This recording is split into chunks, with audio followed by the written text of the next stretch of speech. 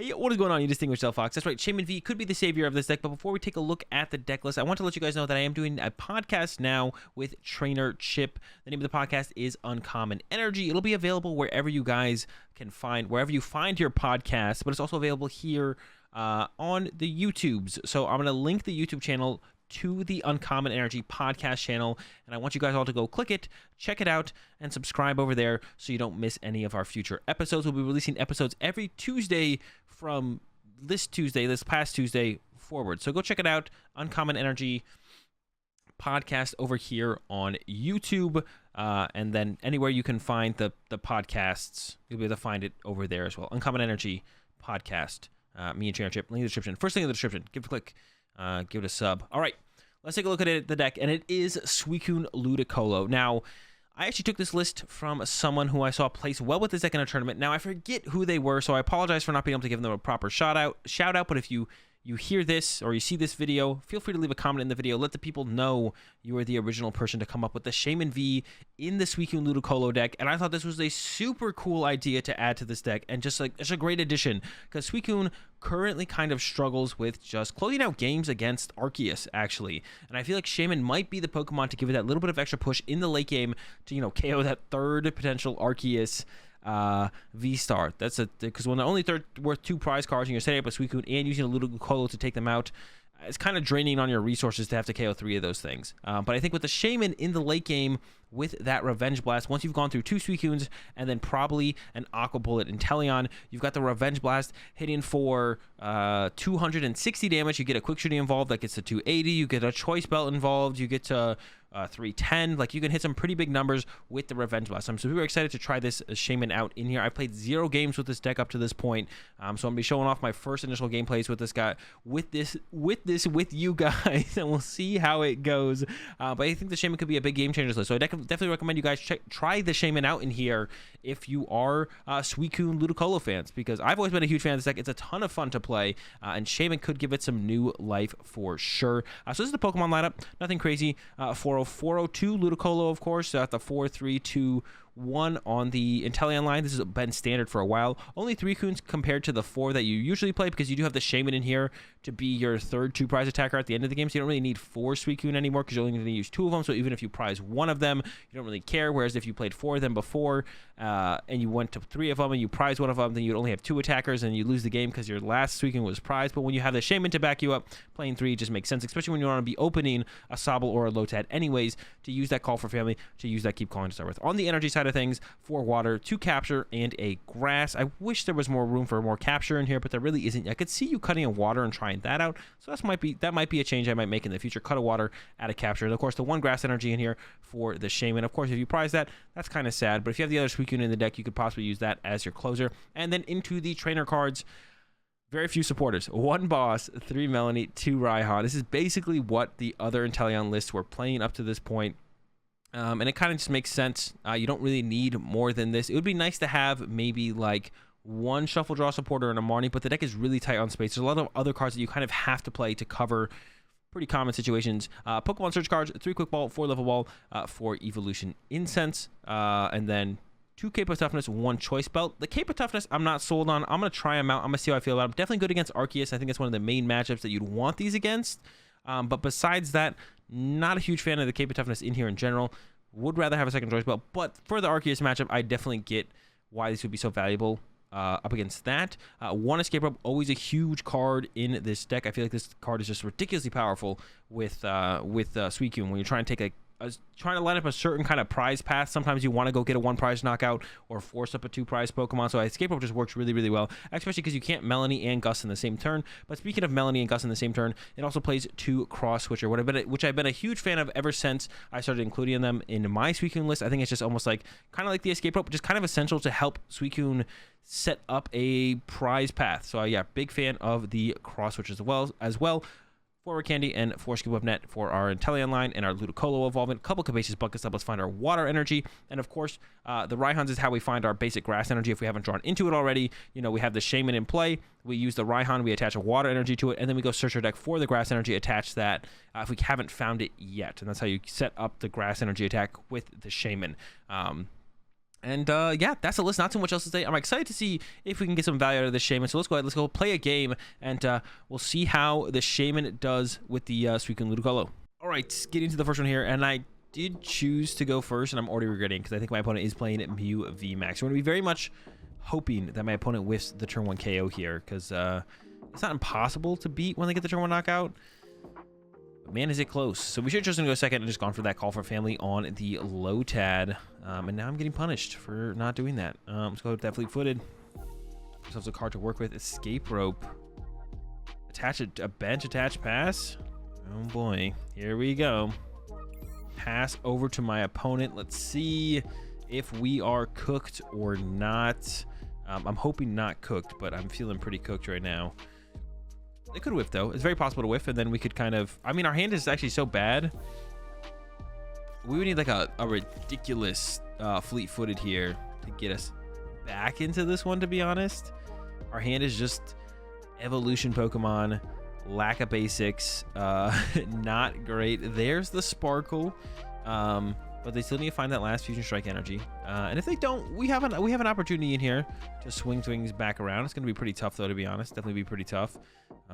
But we do definitely have an opportunity here. But if they get that Fusion Strike energy, only a 1 off the Fusion Strike system as well. Okay, feeling pretty good now. I'm feeling good. I think we're gonna be able to get another turn without them getting a knockout. I don't know if we're gonna win this one still, though, because our hand's pretty rough. And Mew, they're probably doing okay. Looks like they whiffed. But they could still actually have like an escape rope here and KO my low tap. But it looks like my Suicune is safe from getting knocked out. Ooh, another Genesect. Okay, 2 more cards to work with. Maybe more, though, if they play one of those cards out of the hand. But they didn't play one of them out of the hand last turn, so 2 more. And they could get down another... I guess they could put down another Genesect. It doesn't sound ridiculously good to put down another Genesect, so I don't think we're going to see them put down another Genesect. Choice Belt, they're doing 170. Double Tablet would actually get the KO here. I actually don't know why they put the Choice Belt down if they're not going to be able to utilize it. Okay, 170. We'll take that. That is not a knockout. Suicune did survive. Top deck of a Sobble. Would have been good last turn. Let's go ahead and fleet-footed for 1. Currently can't attack. There's the capture energy, though, so things are starting to turn around. That was huge. So we're doing 100. We're doing 160. We can almost boss KO the Mew V, but not quite. Cap out another Sobble, I think.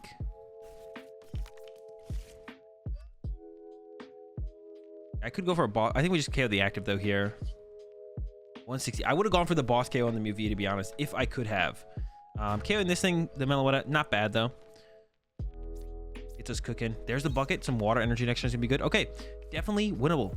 Definitely winnable at this point. We can get the knockout on the next turn. The knockout on the following turn, that's where it's going to get tough. But I think we'll be able to put it together. I think we can do this for sure. That looks so scary. Yeah, just choose to go second with Suicune. I got a little bit greedy with choosing to go first. I was like, they're not going to be playing Mew. And I chose to go first on the coin flip. And then my opponent was playing Mew. So don't do what I did. Just choose to go second. Don't be greedy. And everything will work out just fine. But if they don't put down actually a 1-prize Pokemon here, we can actually go with an escape rope knockout on a bench 2-prize Pokemon. Oh, but there's the Meloetta grab. Okay, so we can't do the escape rope play. Huh.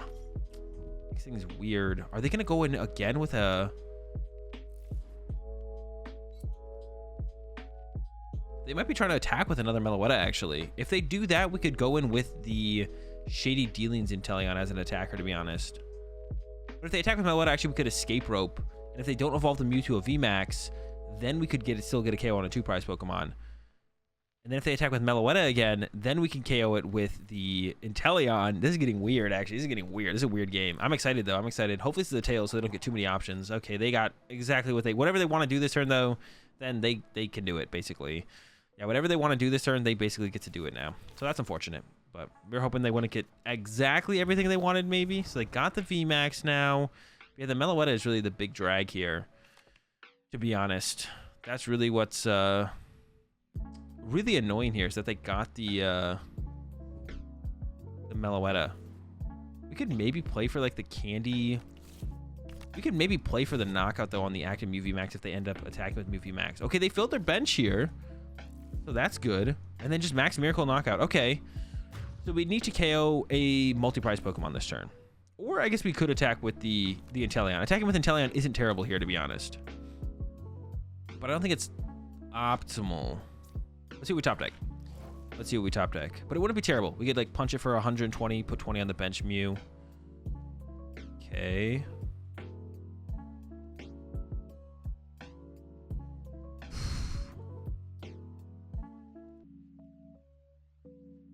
Maybe we could force the Meloetta up from my opponent with the escape, but I don't really want to do that. I could escape rope, force the Meloetta up. I assume that's what would be forced up here if I played the escape rope. But they would send up Meloetta. I draw a prize card. No, well, actually, I don't hate that. The Capacious Bucket first. Clean out the energy. Take a look at the rest of the deck. I really want to play a Melanie this turn, though, to be honest. Like, I want to draw. I could play the escape rope and just see what my opponent does, to be honest. I'm, like, very tempted to make that play. We're doing it. I'm just going to do it. I don't, like, can I KO their active here? It's, like, possible, but it doesn't feel like great odds. Like, I'm just not going to be able to fill my bench is what I'm scared of, to be honest. They go with the Mew V. Okay, this is huge. Huge, huge, huge, huge, huge, huge, huge, huge. Now we can easily get this KO, I feel like, for sure.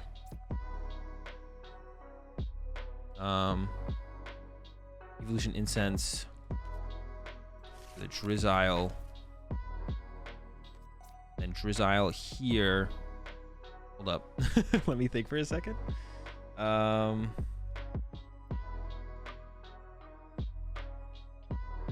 They're doing 100. Oh, I am doing enough damage to KO them, actually. Okay. I don't need a candy out like the Shady Dealings Inteleon or anything. Oh, I need a quick ball, actually. Did I pass them? No, I didn't. Okay, go back to the quick balls. Oh, cool. I didn't think they would actually send up the Mew V, to be honest. Oh, for some reason I thought I couldn't. Melanie, I got scared for a second. Okay, quick ball. Give up the quick shooting Inteleon. Not very good in this matchup, so we give that up. Grab the Suicune. Melanie to it. See what we draw, and then decide what we do from there. A lot of good options. A lot of good options. I like the options here. Good net. Get that out of the active. Okay, I think we just go with that.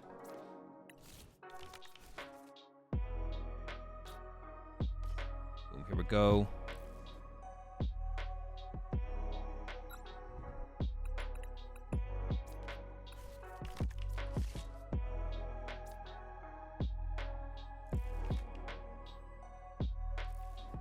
Send up the Suicune. Bench the Sobble. And then use Fleet-Footed. I would love to get a basic Pokemon or a Capture Energy. Not that basic Pokemon, though. Attach Energy. We do need to get one more basic Pokemon. Should I go for the second Lotad, though? Is the question. I can set up the one-hit KO. I have to go for the second Lotad because I prize 2 Sobble. So the answer is yes. Go for the second Lotad. And then 200 damage with the Blizzard Rondo. Definitely a mistake on my opponent's part, I think, setting up that Mew V. They do protect the energy on the Meloetta, but it's not something that's essential in this matchup. I don't think Sobble, Lotad off the prize cards. Okay, there they are. I mean, they had to be somewhere, right? Okay. Looking like we're in a pretty good spot here. My opponent's going to take the knock on the active, but then I think we should be able to put together the Shaymin KO on this Mew VMAX next turn, because the Shaymin will be dealing, was it 60 plus 40? They'll draw 4 prize cards, 160 to 20, plus the candy. Will it be close? 220. Maybe we can't quite get there, actually. Okay, now I'm kind of rethinking it. Can we actually get the KO here? Maybe we can't get the KO here. Maybe I will come up just a little bit short. I can't Psychic Leap anymore, so we have that going for us. Actually just gonna get the punch on my Suicune here. Huh. Can I not actually KO the Mew VMAX yet? I'm sure we need like double cross switcher now as well, though. So we have to just kind of chill for a turn, I think. So Lotad to the active, draw for turn. Is a choice belt. That choice belt's actually pretty big. If we go... Actually, the choice belt might give us the game here, actually, to be honest. Let me check. The double cross switchers have to be in the deck, though. They are there. Does that just give us game, then?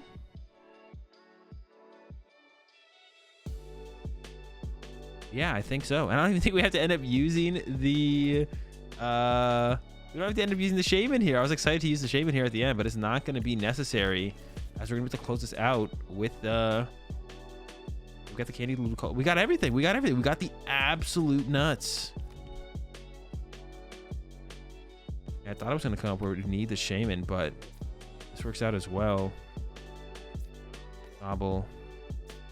Boom. And this is why you need to play the cross switchers in this deck for like plays like this or earlier plays where you go chase a Genesis. Like the cross switchers are like necessary. You have to play them, in my opinion. If you play up against a smart Mew player, then you're going to need them here. We're going to utilize them here.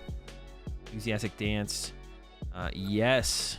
And then unless I miscounted, which to be honest I could have, double cross switcher, bring up the Mew VMAX, and then we send up the Suicune and then hit him with Blizzard Rondo. Oh, I also had I could have used the fleet-footed. Well, I didn't. There was no, I wouldn't. Blizzard Rondo 330, and that's how you beat the Mew VMAX with the Suicune, guys. But you got to play the cross switchers. Oh, our grass energy was prized. I could have used Shaymin anyways. All right, so we didn't get to use the Shaymin, but still a pretty clean game with Suicune, and that's why Suicune against Mew is, I mean, a fine matchup, I would say. Maybe even favored. It's never a matchup I tested extensively, but I think the real thing that holds Suicune back right now, unfortunately, is the Arceus matchup. That one's tough. If you can figure out that matchup, then I think Suicune's got some potential in the format. But that is definitely a tough matchup. But anyways, hope you guys enjoyed the video. And give the Shaymin out a tryout in this weekend. I know we didn't use it in this game, but I love the idea of it. And I think it's got a lot of potential. If you enjoyed the video, give it a like. Enjoyed the content, be sure to subscribe. And if you want to see more content from me, check out the live stream, twitch.tv/AzulGG. First, give it a click, give it a follow. And if you can't catch the live streams, check out the VOD channel, link in the description for that, and I'll catch y'all tomorrow.